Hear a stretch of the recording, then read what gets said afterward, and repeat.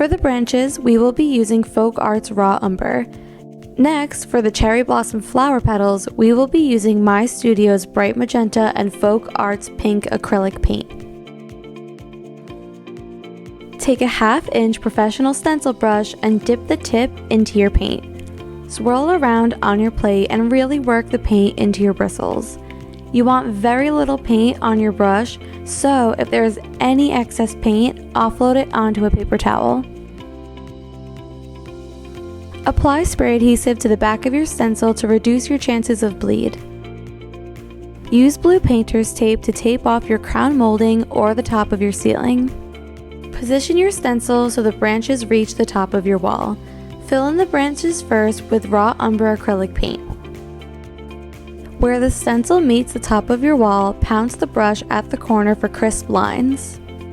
Then take your pink acrylic paint and fill in the entire petal.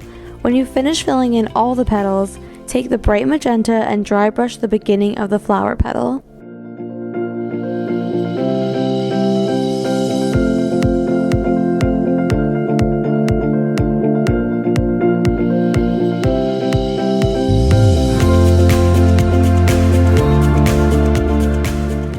There is no specific alignment registration mark for this stencil, so you can customize your wall and place it wherever you want.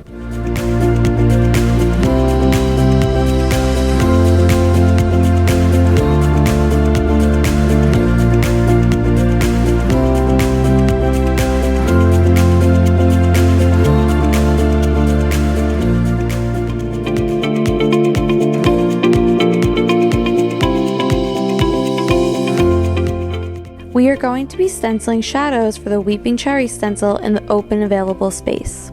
To create this shadow effect, we will be using Folk Art's Clear Glazing Medium. Glazing Medium is a special gel formula that when mixed with acrylic paint can make it look more translucent.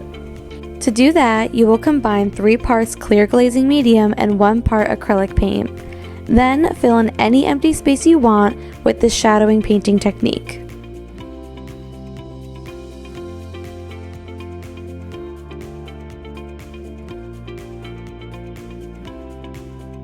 You can customize and extend branches by taking a part of a previously painted branch and adding only 1 branch from the entire stencil to it.